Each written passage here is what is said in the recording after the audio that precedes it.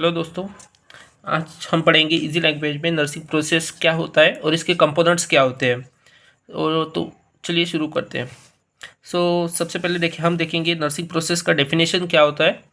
तो nursing process जो रहता है वो एक ऑर्डरली प्लस सिस्टमेटिक मैनर होता है, जिसमें कि जो डिटर्मिनेशन ऑफ प्रॉब्लम होता है पेशेंट का, कि पेशेंट को क्या प्रॉब्लम है वो डिटरमाइन करते हैं हम ना। तो उस प्रॉब्लम को सॉल्व करने के लिए हम प्लान करते हैं।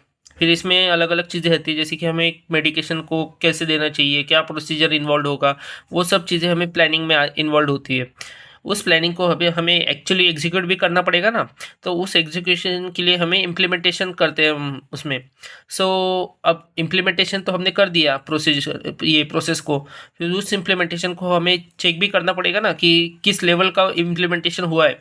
तो उसके लिए जो रहता है वो इवेल्यूशन होता है। तो ठीक है। तो ये सब पॉइंट्स मिला के जो बनता है वो होता है नर्सिंग प्रोसेस। तो इसमें हम देखें क्या क्या देखा है हमने, कि एक ऑर्डरली मैनर है प्लस सिस्टमेटिक मैनर है, जो कि हमें डिटर्मिनेशन ऑफ प्रॉब्लम, मतलब पेशेंट को क्या प्रॉब्लम है हमें इससे पता चलता है। प्लस अब उस प्रॉब्लम को हमें प्लान भी तो करना है कि कैसे सॉल्व करें। उसके बाद प्लानिंग के बाद हमें इम्प्लीमेंटेशन करना है उस प्लानिंग का। और इम्प्लीमेंटेशन या एग्जीक्यूशन जो हुआ है वो किस लेवल का हुआ है, उसके लिए हम उस सब चीज़ों का इवेल्यूशन करते हैं। ये सब चीज़ें मिला के होता है नर्सिंग प्रोसेस। तो ठीक है, अब हम देखें कि ये हम नर्सिंग प्रोसेस करते क्यों है। तो उसका रीज़न क्या है कि हमें पेशेंट को क्वालिटी केयर प्रोवाइड करना होता है। ठीक है, क्वालिटी केयर प्लस हमें पेशेंट का हेल्थ इंप्रूव करना होता है। ठीक है, तो हम अब देखेंगे इसमें टोटल 5 स्टेप्स इन्वॉल्व होते हैं। स- अब हम देखेंगे स्टेप्स इन नर्सिंग प्रोसेस, कि नर्सिंग प्रोसेस में स्टेप्स क्या क्या इन्वॉल्व होते हैं। तो सबसे पहले हम अभी पॉइंट्स देखेंगे, उसके बाद हम एक एक को डिटेल में देखेंगे कि क्या क्या इन्वॉल्वमेंट होता है। तो नर्सिंग प्रोसेस में सबसे पहले आता है असेसमेंट, उसके बाद आता है नर्सिंग डायग्नोसिस, उसके बाद आता है प्लानिंग, उसके बाद आता है प्लानिंग का इम्प्लीमेंटेशन, और इम्प्लीमेंटेशन का इवेल्यूएशन क्या हुआ है, और इवेल्यूएशन के बाद फिर से जो आता है वो आता है रीअसेसमेंट। हेलो दोस्तों।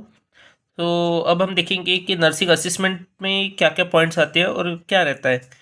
तो ठीक है, चलिए देखते हैं। इसमें सबसे पहले collection plus organization plus analysis, तीनों पॉइंट्स रहते हैं। ये तीनों किस चीज़ का करते हैं हम, इसमें जो होता है वो होता है इन्फॉर्मेशन अबाउट पेशेंट्स हेल्थ। यानी कि जिसमें जो कलेक्शन रहता है वो पेशेंट का डेटा रहता है, प्लस उसे हम ऑर्गेनाइज करते हैं, उसके बाद जो भी डेटा है उसे हम एनालिसिस करते हैं। ठीक है। अब हम देखेंगे कि सोर्सेस ऑफ नर्सिंग असेसमेंट क्या है।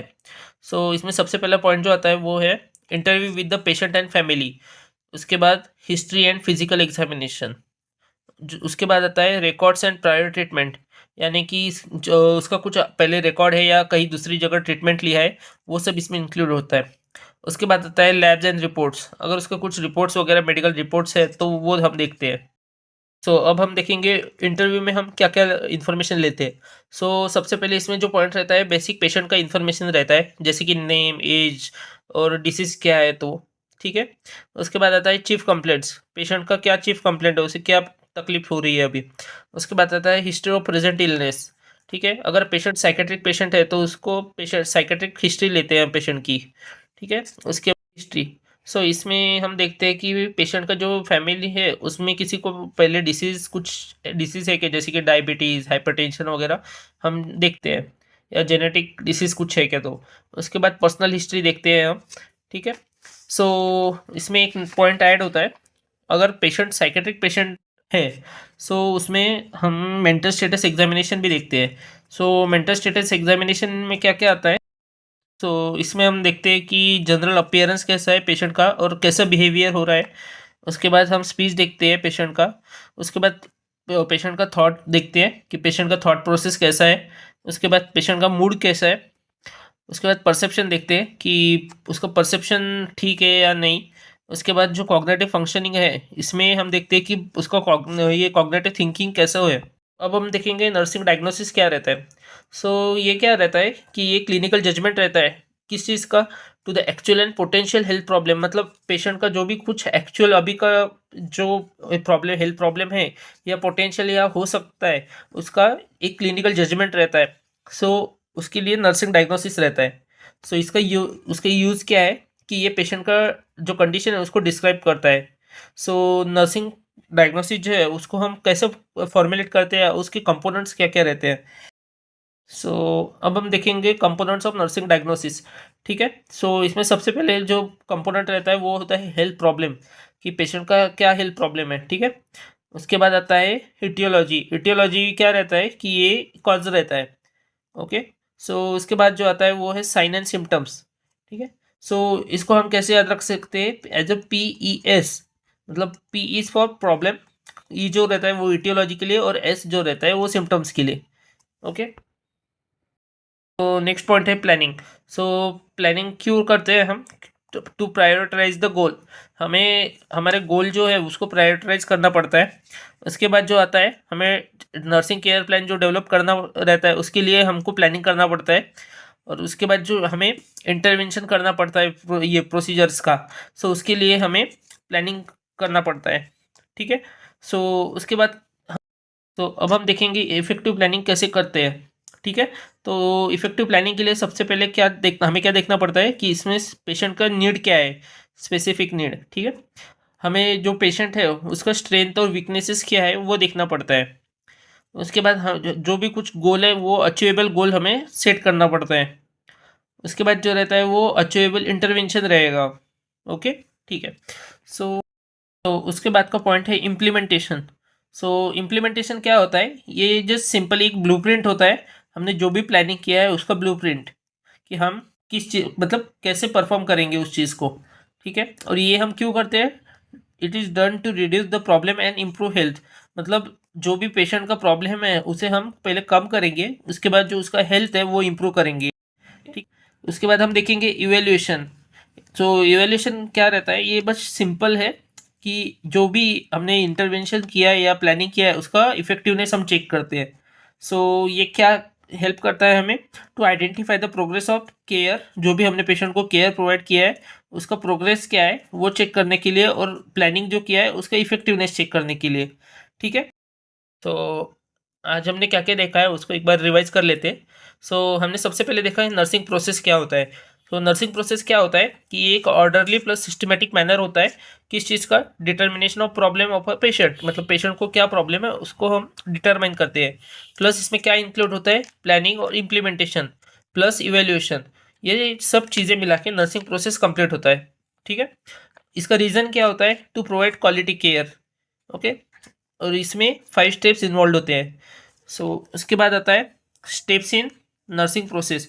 सो इसमें सबसे पहला स्टेप जो रहता है वो है असेसमेंट। सेकेंड स्टेप जो आएगा वो है नर्सिंग डायग्नोसिस। उसके बाद नर्सिंग डायग्नोसिस के बाद आता है प्लानिंग। उसके बाद इम्प्लीमेंटेशन। इम्प्लीमेंटेशन के बाद जो होता है वो है इवेल्यूएशन। उसके बाद हमने देखा था नर्सिंग असेसमेंट क्या होता है।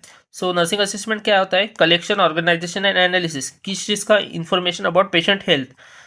सो उसका उसके सोर्सेज क्या क्या है, interview with patient and family, history and physical examination, records और प्रायर ट्रीटमेंट, लैब रिपोर्ट्स। ठीक है, सो इंटरव्यू में क्या क्या पॉइंट्स इंक्लूड होते हैं, बेसिक पेशेंट इन्फॉर्मेशन जैसे कि नेम, एज, फिर आता है chief complaints, history of present illness, उसके बाद past psychiatric history, family history, personal history.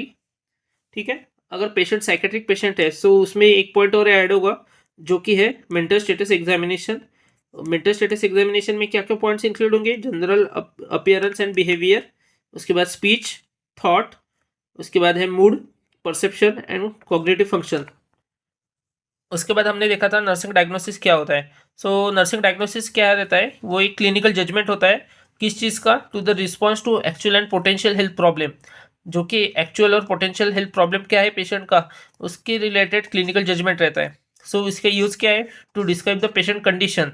ठीक है, सो कंपोनेंट्स क्या कहते हैं, हेल्थ प्रॉब्लम्स प्लस इटियोलॉजी, उसके बाद साइंस एंड सिम्टम्स, और हम इसे याद कैसे रहेंगे, PES करके। ठीक है, उसके बाद हमने देखा था प्लानिंग क्या होता है। तो हम प्लानिंग क्यों करते हैं, to prioritize the goal for developing care plan, उसके बाद फॉर्मुलेटिंग नर्सिंग इंटरवेंशन। ठीक है, इसके बाद हम देखेंगे इफेक्टिव प्लानिंग कैसे करते हैं। सो ये करने के लिए हमें स्पेसिफाई द पेशेंट नीड, मतलब पेशेंट की ज़रूरत क्या है वो हमें देखना पड़ता है। उसके बाद पेशेंट का जो भी स्ट्रेंथ और वीकनेस है उसको कंसिडर करना पड़ता है। ठीक है। उसके बाद जो भी हम गोल सेट करें वो अचीवेबल होना चाहिए। उसके बाद जो भी इंटरवेंशन है वो अचीवेबल होना चाहिए, ठीक है। उसके बाद आता है इम्प्लीमेंटेशन। सो इम्प्लीमेंटेशन सिंपली क्या रहता है, वो ब्लूप्रिंट ऑफ द प्लानिंग। जो भी हमने प्लानिंग किया है उसका ब्लूप्रिंट रहता है। और हम ये क्यों करते हैं, to reduce the health problem and improve health. जो मतलब पेशेंट का जो भी हेल्थ है उसको इम्प्रूव करने के लिए, ठीक है। उसके बाद का पॉइंट है इवेल्युएशन। सो इवेल्युएशन क्या रहता है कि इफ जो भी हमने ऊपर के चीज़ें किया है जैसे कि इंटरवेंशन, प्लानिंग, असेसमेंट वगैरह, उसका इफेक्टिवनेस चेक करने के लिए हम इवेल्युएशन करते हैं। और ये हेल्प क्या हेल्प करता है हमें, to identify the progress of care, patient care and plan, जो भी हमने प्लानिंग किया है, ठीक है। अगर आपको ये वीडियो अच्छा लगा है तो please subscribe to my channel.